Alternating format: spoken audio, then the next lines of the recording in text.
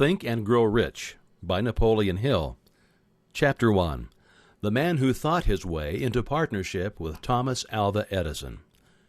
Truly thoughts are things, and powerful things at that, when they are mixed with definiteness of purpose, persistence, and a burning desire for their translation into riches or other material objects.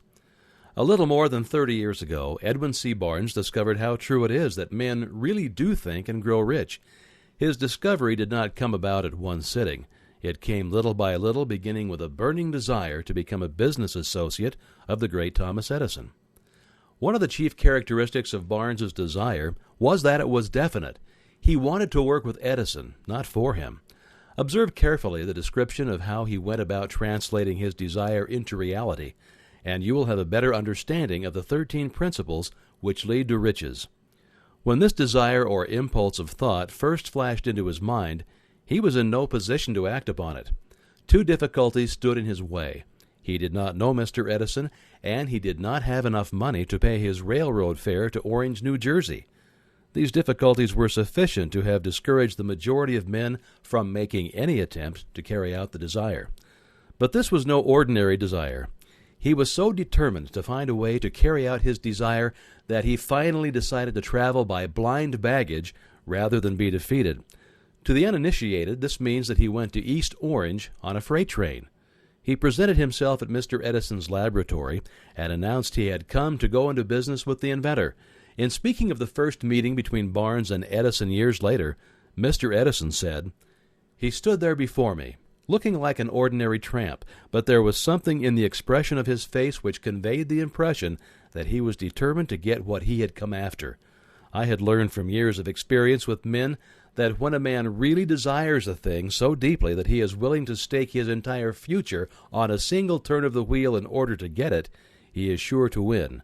I gave him the opportunity he asked for because I saw he had made up his mind to stand by until he succeeded. Subsequent events proved that no mistake was made."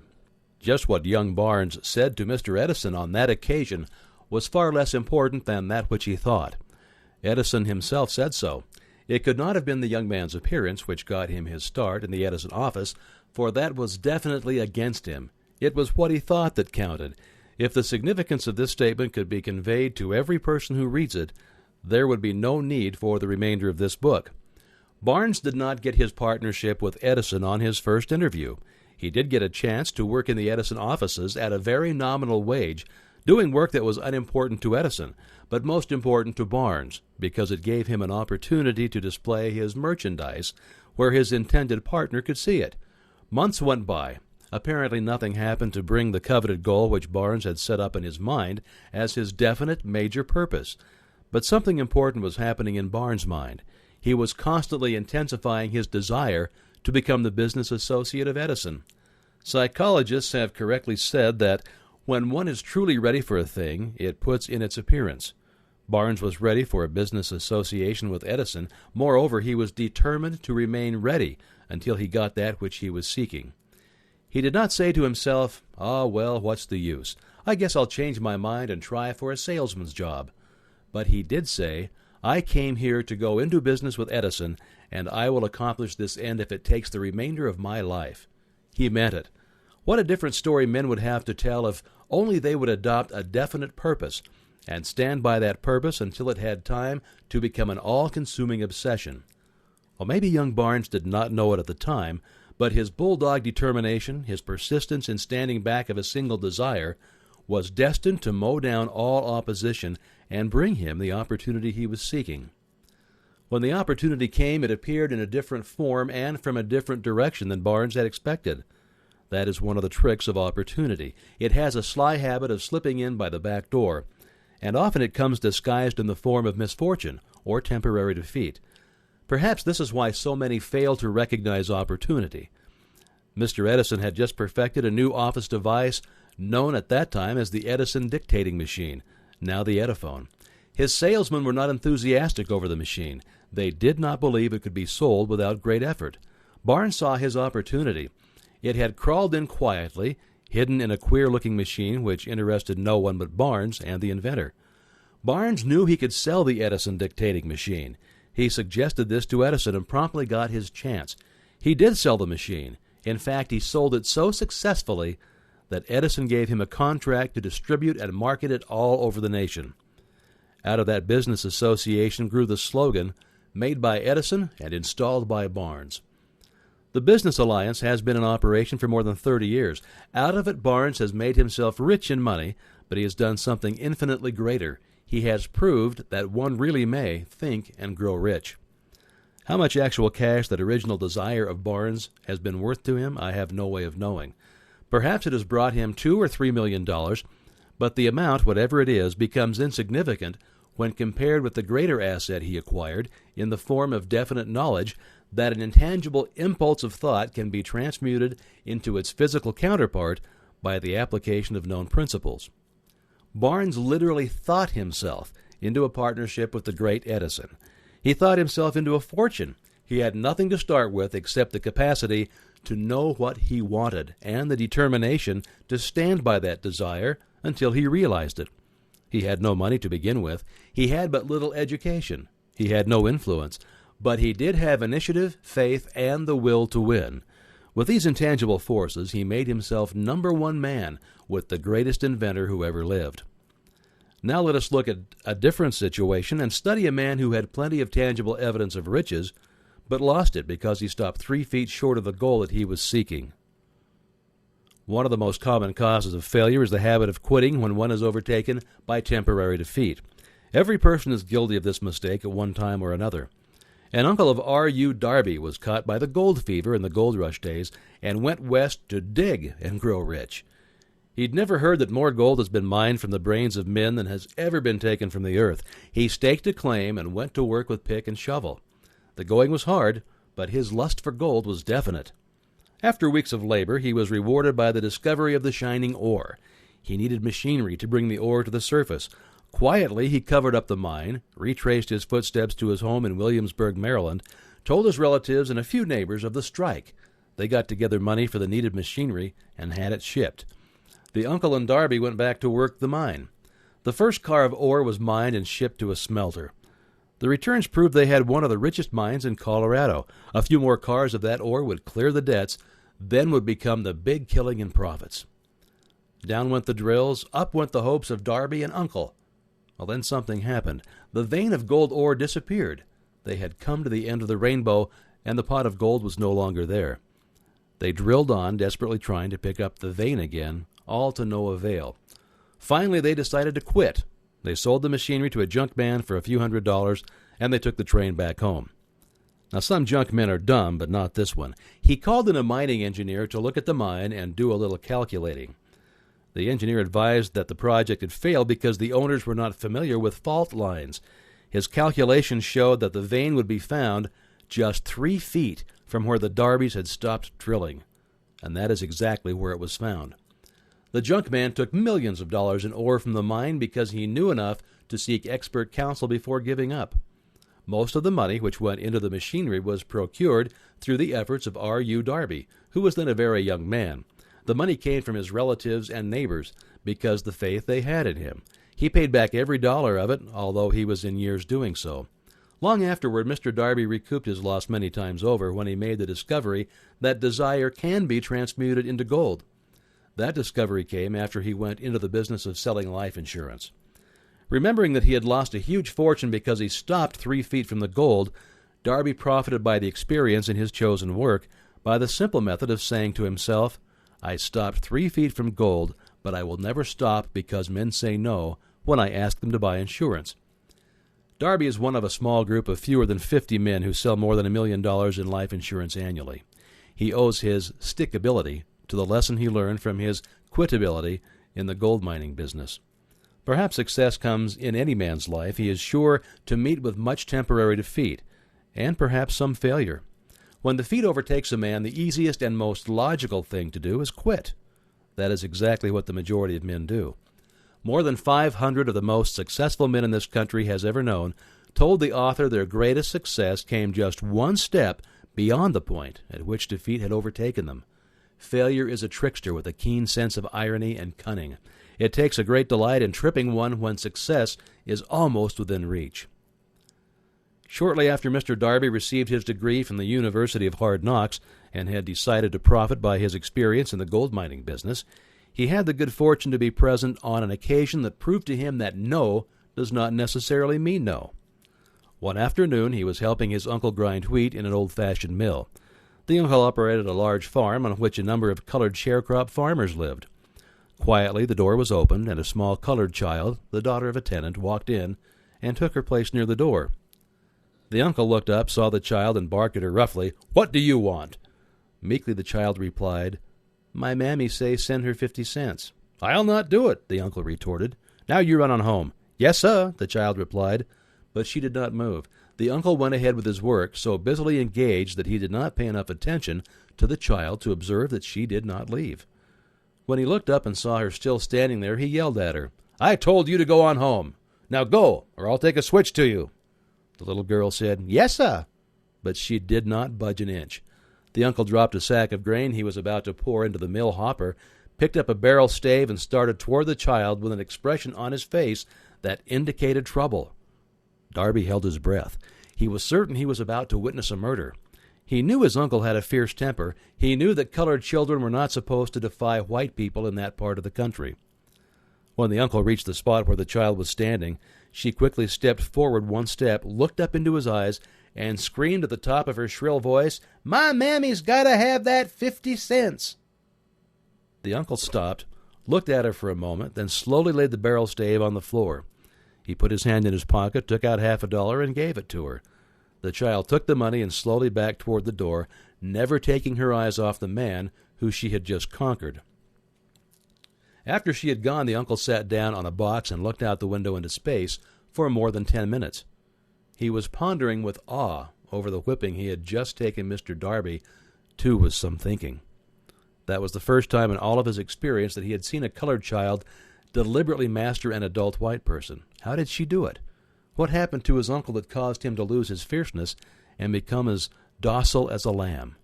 What strange power did this child use that made her master over her superior? These and other similar questions flashed into Darby's mind, but he did not find the answer until years later when he told me the story. Strangely, the story of this unusual experience was told to the author in the old mill, on the very spot where the uncle took his whipping. Strangely, too, I had devoted nearly a quarter of a century to the study of power which enabled an ignorant, illiterate colored child to conquer an intelligent man. As we stood there in that musty old mill, Mr. Darby repeated the story of the unusual conquest and finished by asking, "What can you make of it? What strange power did that child use that so completely whipped my uncle?" The answer to his question will be found in the principles described in this book. The answer is full and complete. It contains details and instructions sufficient to enable anyone to understand and apply the same force which the little child accidentally stumbled upon. Keep your mind alert, and you will observe exactly what strange power came to the rescue of the child. You will catch a glimpse of this power in the next chapter. Somewhere in the book you will find an idea that will quicken your receptive powers and place at your command for your own benefit this same irresistible power. The awareness of this power may come to you in the first chapter, or it may flash into your mind in some subsequent chapter. It may come in the form of a single idea, or it may come in the nature of a plan or a purpose. Again, it may cause you to look back into your past experiences of failure or defeat and bring to the surface some lesson by which you can regain all that you lost through defeat. After I had described to Mr. Darby the power unwittingly used by the little colored child, he quickly retraced his 30 years of experience as a life insurance salesman, and frankly acknowledged that his success in the field was due, in no small degree, to the lesson he had learned from that child. Mr. Darby pointed out, every time a prospect tried to bow me out without buying, I saw that child standing there in the old mill, her big eyes glaring in defiance, and I said to myself, I've got to make this sale. The better portion of all sales I've made were made after people had said no. He recalled, too, his mistake in having stopped only 3 feet from gold.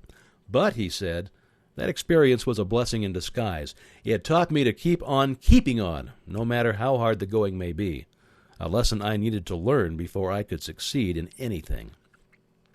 The story of Mr. Darby and his uncle, the colored child in the gold mine, doubtless will be read by hundreds of men who make their living by selling life insurance, and to all of these, The author wishes to offer the suggestion that Darby owes to these two experiences his ability to sell more than $1 million of life insurance every year. Life is strange and often imponderable. Both the successes and the failures have their roots in simple experiences. Mr. Darby's experiences were commonplace and simple enough, yet they held the answer to his destiny in life. Therefore, they were as important to him as life itself. He profited by these two dramatic experiences because he analyzed them and found the lesson they taught. But what of the man who has neither the time nor the inclination to study failure in search of knowledge that may lead to success? Where and how is he to learn the art of converting defeat into stepping stones to opportunity? In answer to these questions, this book was written. The answer called for a description of 13 principles, but remember, as you read the answer, you may be seeking to the questions which have caused you to ponder over the strangeness of life may be found in your own mind through some idea, plan, or purpose which may spring into your mind as you read. One sound idea is all that one needs to achieve success. The principles described in this book contain the best and the most practical of all that is known concerning ways and means of creating useful ideas. Before we go any further in our approach to the description of these principles, we believe you are entitled to receive this important suggestion. When riches begin to come, they come so quickly in such great abundance that one wonders where they've been hiding during all of those lean years. This is an astounding statement, and all the more so when we take into consideration the popular belief that riches come only to those who work hard and long. When you begin to think and grow rich, you will observe that riches begin with a state of mind with definiteness of purpose with little or no hard work. You and every other person ought to be interested in knowing how to acquire that state of mind which will attract riches. I spent 25 years in research, analyzing more than 25,000 people because I, too, wanted to know how wealthy men became that way. Without that research, this book could not have been written. Here, take notice of a very significant truth. The business depression started in 1929 and continued on to an all-time record of destruction until sometime after President Roosevelt entered office. Then the depression began to fade into nothingness. Just as an electrician in a theater raises the lights so gradually that darkness is transmuted into light before you realize it, so did the spell of fear in the minds of the people gradually fade away, and it became faith. Observe very closely as soon as you master the principles of this philosophy and begin to follow the instructions for applying those principles. Your financial status will begin to improve, and everything you touch will begin to transmute itself into an asset for your benefit. Impossible? Not at all. One of the main weaknesses of mankind is the average man's familiarity with the word impossible. He knows all the rules which will not work. He knows all the things which cannot be done. This book was written for those who seek the rules which have made others successful and are willing to stake everything on those rules. A great many years ago, I purchased a fine dictionary. The first thing I did with it was to turn to the word impossible and neatly clip it out of the book. That would not be an unwise thing for you to do. Success comes to those who become success conscious. Failure comes to those who indifferently allow themselves to become failure conscious. The object of this book is to help all who seek it to learn the art of changing their minds from failure consciousness to success consciousness. Another weakness found in altogether too many people is the habit of measuring everything and everyone by their own impressions and beliefs. Some men who will read this will believe that no one can think and grow rich.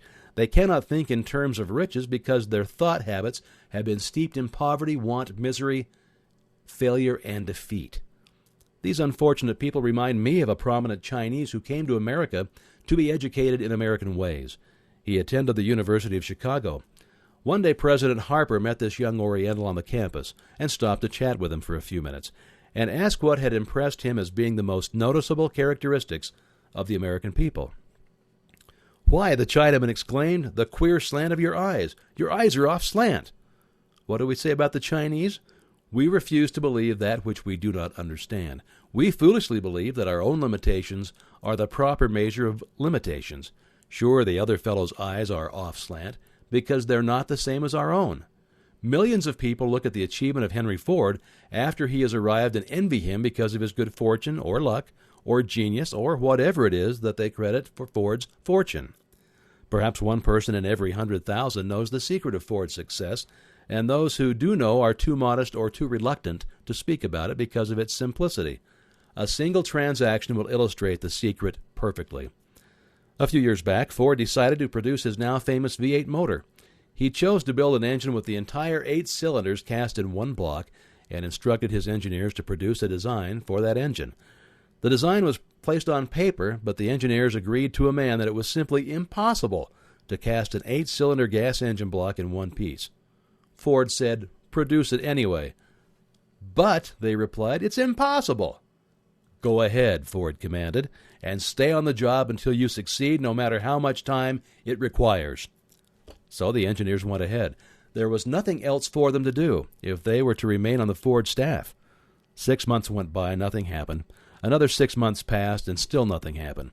The engineers tried every conceivable plan to carry out the orders, but the thing seemed out of the question, impossible. At the end of the year, Ford checked with his engineers, and again they informed him they had found no way to carry out his orders. "Go right ahead," said Ford. "I want it, and I'll have it." They went ahead, and then, as if by a stroke of magic, the secret was discovered. The Ford determination had won once more. This story may not be described with minute accuracy, but the sum and substance of it is.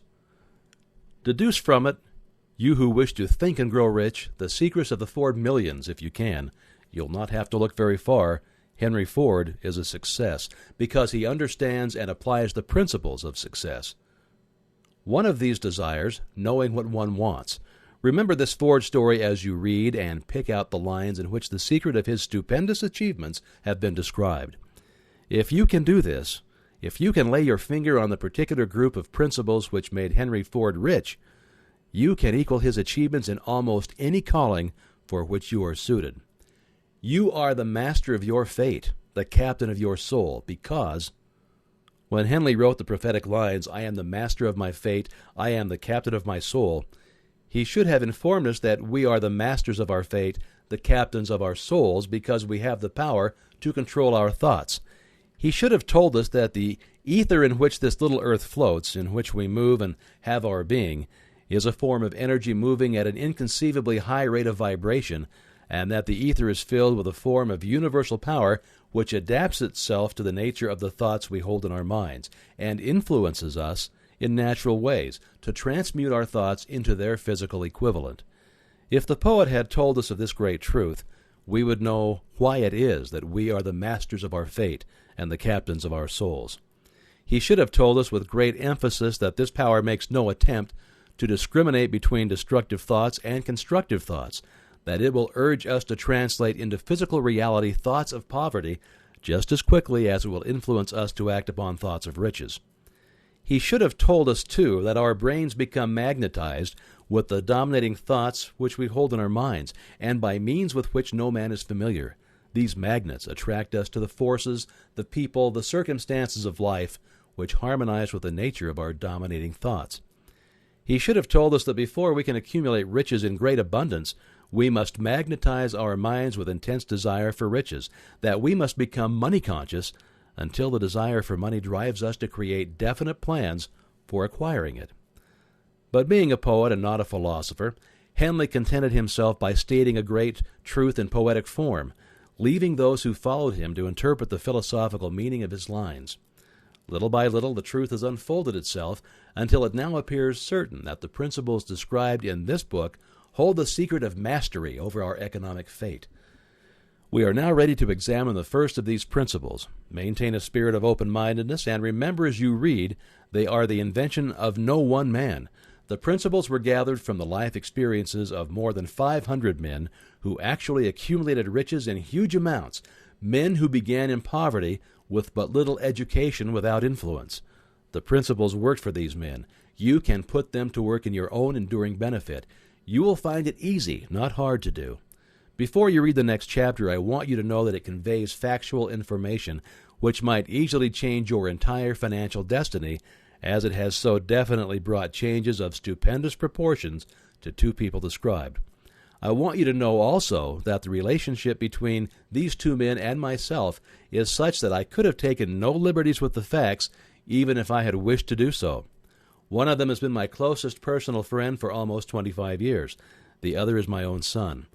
The unusual success of these two men, success which they generously accredit to the principle described in the next chapter, more than justifies this personal reference as a means of emphasizing the far-flung power of this principle.